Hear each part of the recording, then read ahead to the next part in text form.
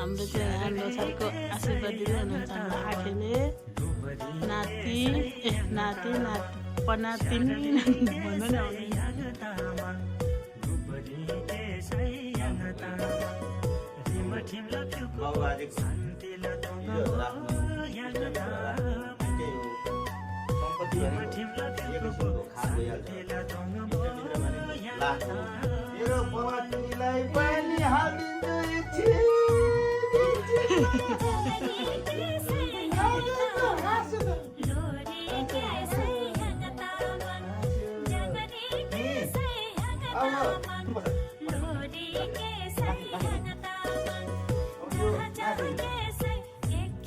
Yes.